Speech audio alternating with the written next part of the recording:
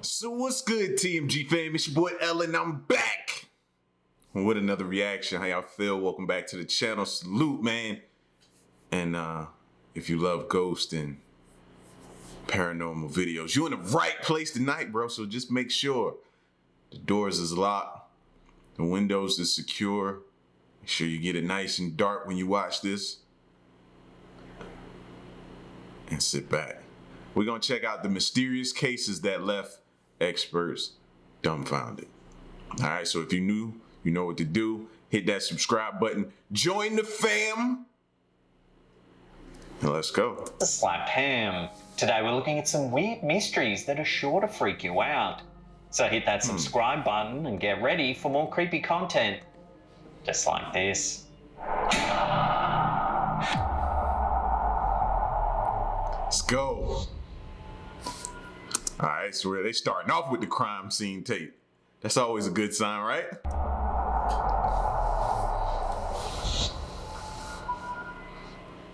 There's something extremely ominous about finding corpses in random places. It's even more unsettling when nobody can agree on a cause of death. This is exactly what happened when investigators tried to piece together the events of the infamous lead masks case. In the summer of 1966, a young boy noticed two bodies while flying a kite on a hill in Rio de Janeiro. The hill was hard to traverse, so detectives needed the right equipment, meaning they couldn't make it to the bodies until the next day. Upon finally making it to the scene, they found the bodies of Miguel Jose Viana and Manuel Torreira near each other. Neither man seemed to have received any physical trauma, so investigators were stumped as to how they could have passed away. Strangely, however, they were each wearing a lead mask that covered their eyes. Beside them was a packet containing 2 wet towels. Investigators eventually came across a journal with a cryptic entry that noted they had arrived at around 4:30 p.m. and ingested strange capsules at 6:30 p.m. The entry also mentioned something about putting on signal masks. During the autopsies, they found no external... What was they doing? Or trying to do, or experimenting with, more like, sound like an experiment going wrong, right? injuries, and there weren't any signs of internal trauma. Unfortunately, the bodies had already begun to decompose by the time the coroner could take a look at them, so they didn't test for any toxic substances. The two men were known to dabble with psychedelic drugs, and investigators found various books about paranormal subjects and spirituality at their homes. Moreover, one of their friends mentioned that they were interested in UFOs. This has led some to suspect that their deaths may have been caused by extraterrestrials or even government agents. Others feel that they must have unwittingly ingested something poisonous in an attempt to gain contact with extraterrestrials. That would explain why they said it's like no trauma to the body. And that the lead masks were supposedly meant to shield the blinding lights of a UFO that might land. In any case, they didn't leave enough information behind to come to a solid conclusion, so people can only speculate about what actually happened. So let's get the facts correct. 2 guys end up they lose their life, but they were into paranormal and UFOs, and nobody can explain what happened to them. Yeah, I think they need to do a little bit more digging and investigating on this one. This one seems totally strange. Can the dead speak to us in our dreams? Are spirits capable of possessing the living to take care of unfinished business? While it may sound unbelievable, you may not be so skeptical after hearing what happened in the wake of the murder of Teresita Basa.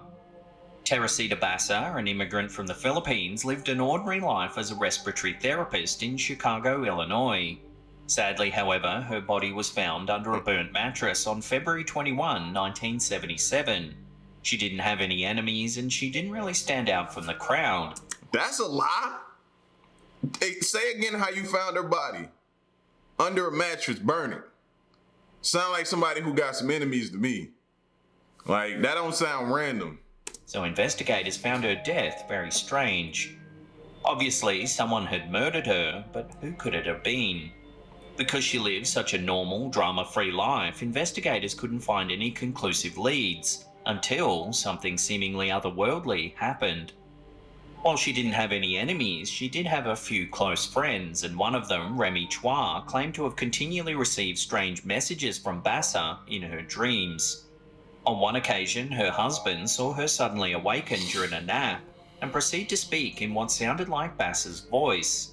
During this episode, she named Ellen Shourie, an orderly at the hospital she worked at, as the killer. Upon waking, Remy Chua didn't seem to have any recollection of the event, so her husband decided to ignore it. However, a similar episode happened soon after, so the Chua couple decided to reach out to Joe Stachula, a local detective. After reopening the case and speaking to some witnesses, Stachula learned that Shourie was supposed to have gone to Bassa's home to repair her TV on the night of the murder, and Shourie's wife had been seen wearing jewellery that looked similar to what Bassa had previously worn. With this evidence, Stachula brought Shourie in for interrogation, and after being confronted with some holes in his story, Shourie actually confessed to the murder. Now, there could be an argument that Remy Chua had... And this information started from this lady having a dream. And I've always, Queen is more so for, in our household, a person that always asking about dreams, the significance of dreams, certain dreams that you have stick with you. And you be wondering, what's the meaning? And I'm always like, I don't know, whatever you watched before you went to bed. You know what I'm saying? So, but she had a real life dream or premonition, or however you want to classify it.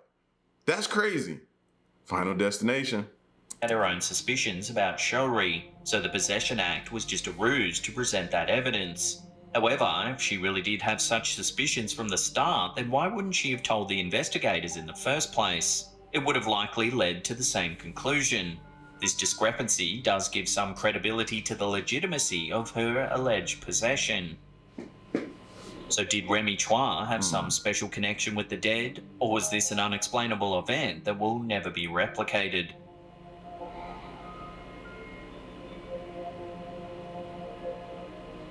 Have you ever dealt with ringing in the ears, vertigo, fatigue, or confusion?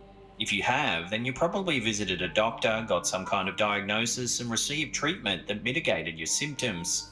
Unlike you, however, many people across the globe, usually diplomats and military personnel, deal with these symptoms without any discernible causes, a phenomenon often referred to as Havana Syndrome. The first documented cases of Havana Syndrome were reported by US Embassy staff at some point in 2016 in Havana, Cuba.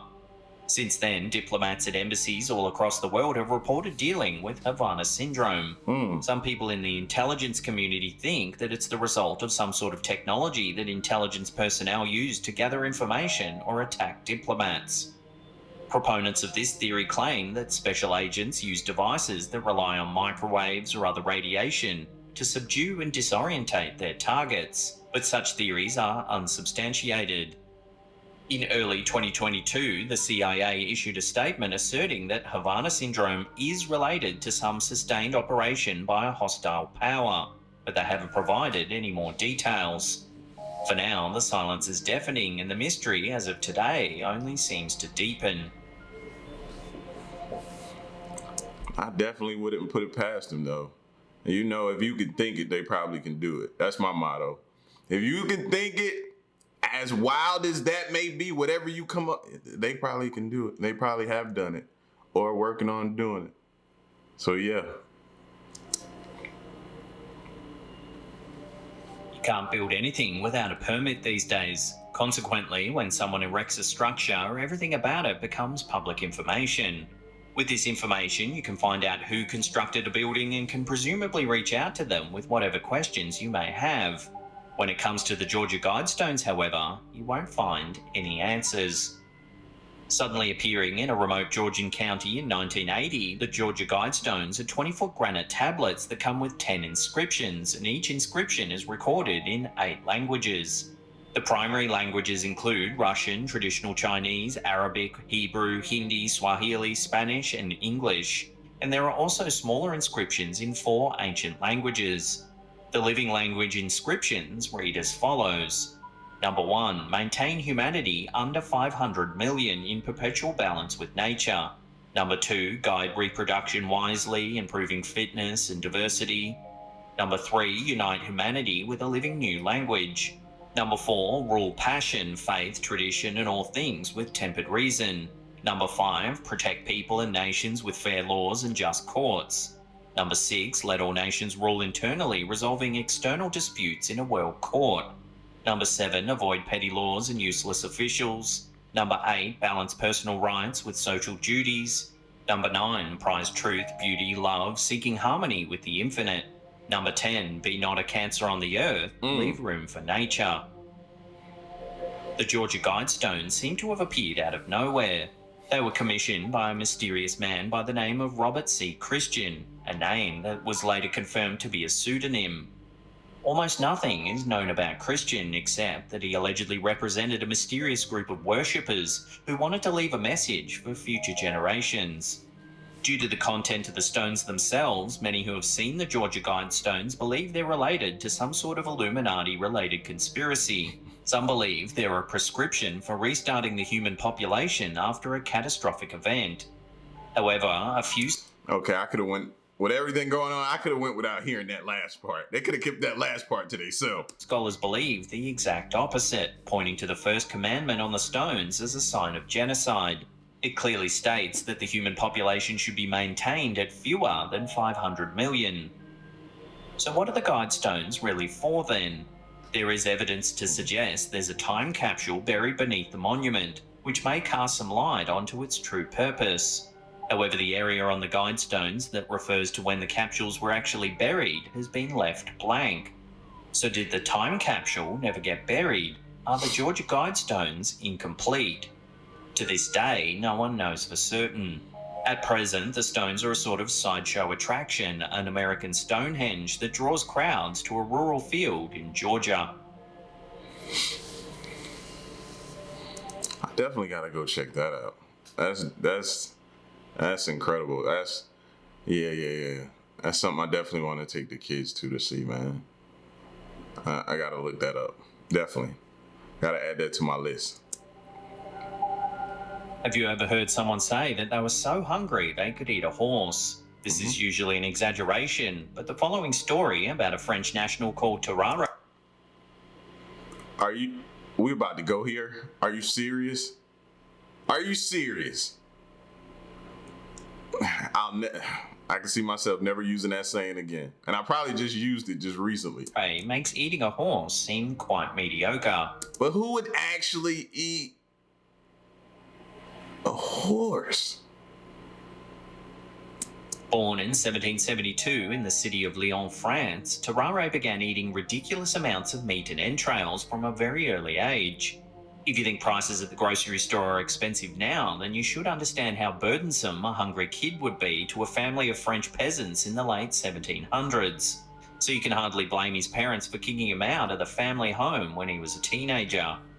Left with nowhere else to stay. Somebody who actually really ate their parents out of house and home. Wow. Just thought that was always a saying that parents would use. That's crazy. Torreira got a lucky break and was able to use his unyielding appetite to earn a living with a travelling sideshow act. He would eat rocks, corks, animals, and huge quantities of fruits and vegetables for a small fee. He eventually made his way to the streets of Paris to gobble huge amounts of food and inedible objects in front of more people than ever before. Shortly after the breakout of the War of the First Coalition in 1792, Torreira joined the French Revolutionary Army and began to train as a soldier. However, it quickly became apparent that the normal soldier's rations were not enough to sustain the man, so they generously gave him the ration of 4 soldiers.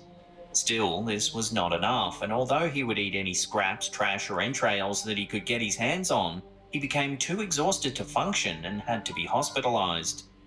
The doctors who came into contact with Torreira were amazed by the amount of food that he would actually eat, so they decided to run a few experiments. Doctors noted that he could eat an amount of normal food that would feed around 15 regular people in one sitting before collapsing from exhaustion.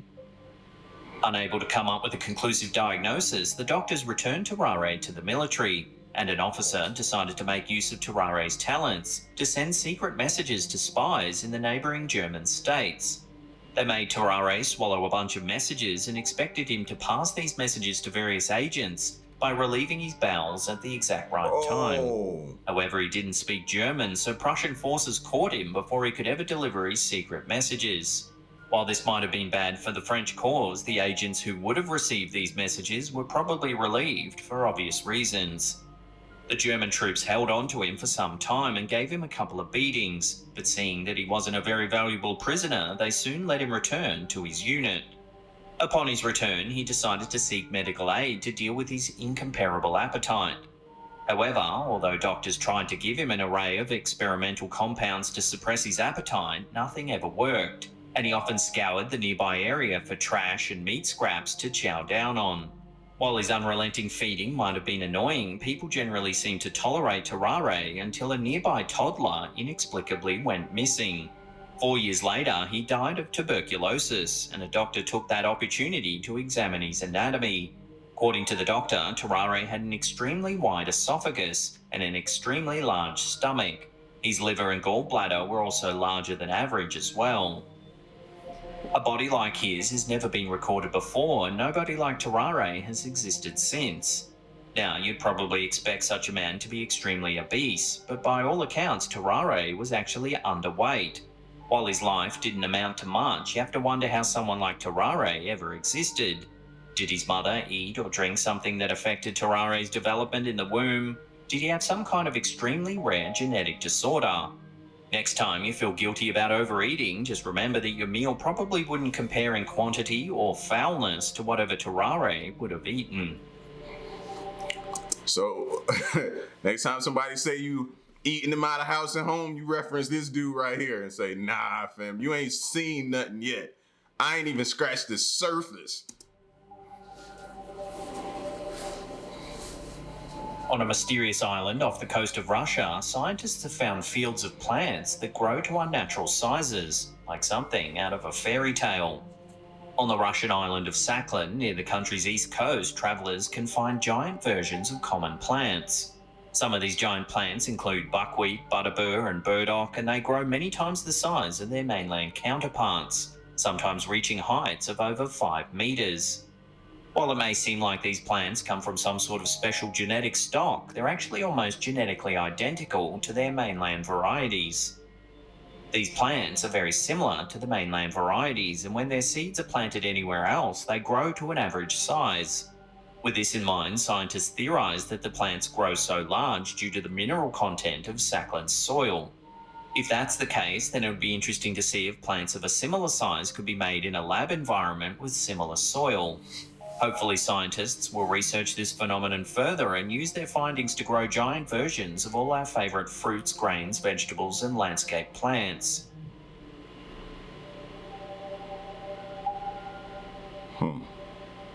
Rainfall is vital for human life. Without rain, the world would be a desert and we wouldn't be able to grow the food necessary for survival. Facts. Therefore, rain is almost always considered a good thing. But the residents of Harrison Township might beg to differ after a recent experience. Instead of a few droplets and some morning dew, residents of this small city in Michigan were bombarded with a tar-like substance coming from the sky on one lazy Sunday in 2016. Residents could find the substance all over their homes and vehicles. Although it wasn't toxic or flammable, investigators couldn't exactly determine what it was. However, a representative of the local Air Force base claimed that the substance likely came from one of their aircraft. And although they determined that the substance wasn't some sort of fuel, they claimed that they couldn't figure out what it was. Do y'all ever believe those type of reports when they come out? Like, oh, this is what it is. It's not harmful. It was...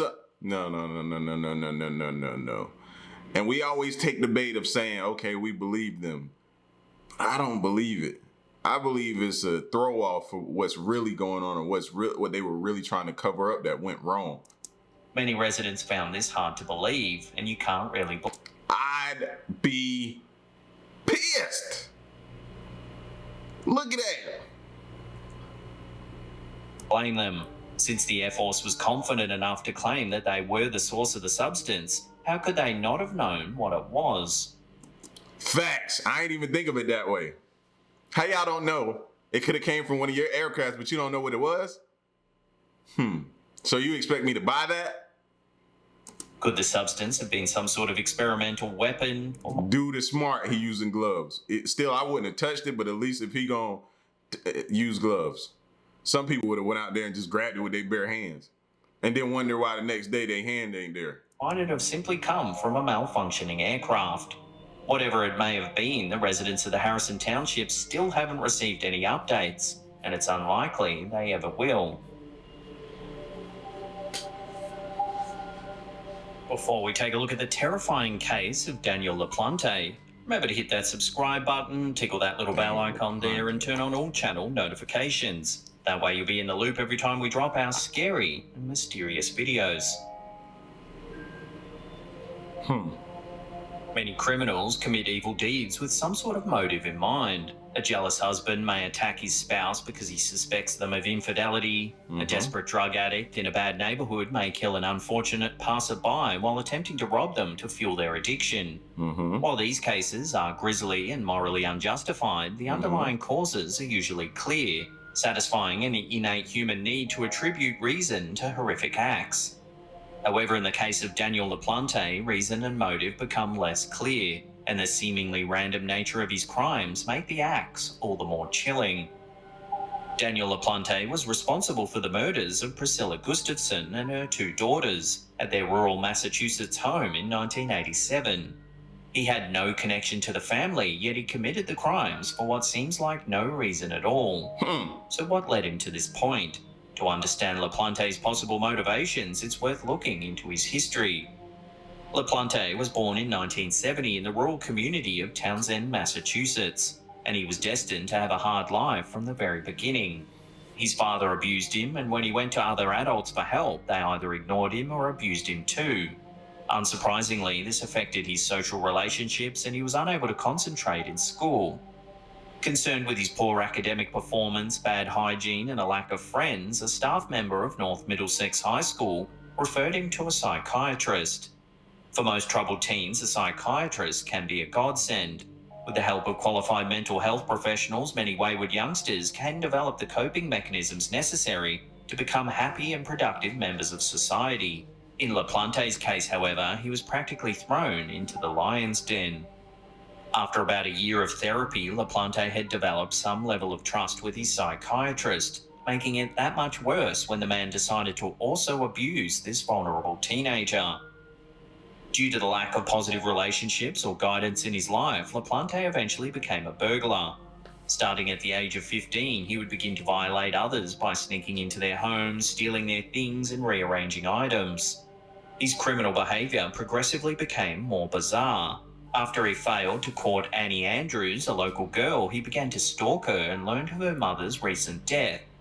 Following this, he would sneak into the walls of their home and knock rhythmically as if he were some sort of ghostly manifestation of her late mother. This knocking traumatized Annie and her sister, but when they told their father, he sent them to receive psychiatric help. Eerie messages began appearing on the walls of the girl's home, written in an unknown red substance. The words "marry me" were scrawled on one of the bedroom walls. Okay, I do remember this story. Now, I knew I wasn't going crazy. I'm sitting here like, yo, this sounds eerily familiar. Yeah.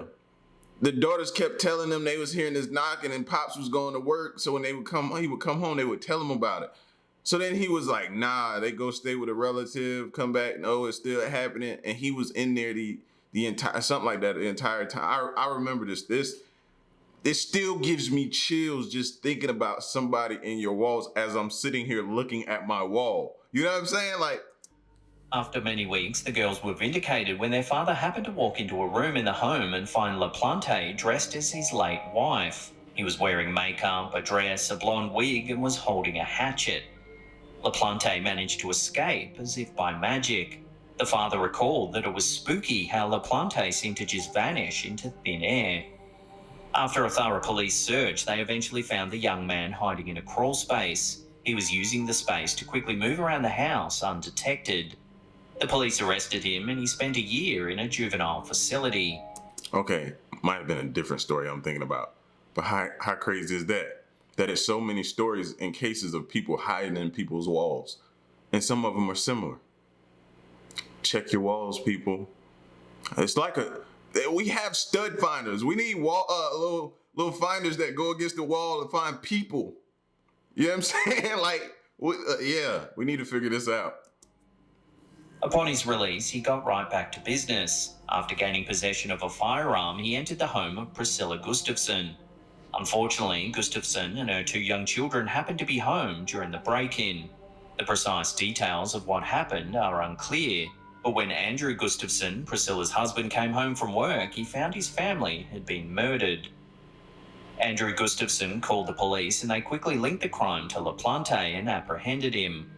During his trial, he showed absolutely no remorse and he was given 3 life sentences for the grievous crimes that he committed. He remains in custody to this day, and although he finally expressed regret for his actions in 2017, it's hard to feel much sympathy for this man. After all, if he really wanted to rob the place, he could have waited until nobody was home. He was only 17 at the time of the murders, so do you think his young age and background should have been taken into account when sentencing him? Is someone like Laplante worth trying to redeem and reintegrate into society in the first place? Whatever your opinion may be, there's no doubt that it's harder to sleep at night when you see cases like this. The Gustafson family underwent their tragic fate solely because they were in the wrong place at the wrong time.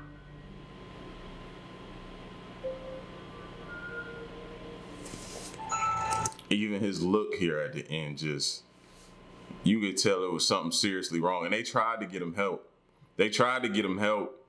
But some people, it's just no helping them, man.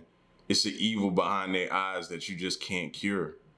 And it's hungry and thirsty, and they have to feed it, man. People like that, you just gotta be aware of, bro. It's scary in that sense, and it's crazy, man. So, but y'all get at me in the comment section, though. Let me know what you think. And yeah, stick around and stay tuned, man. Until the next reaction, I'm gone. Peace.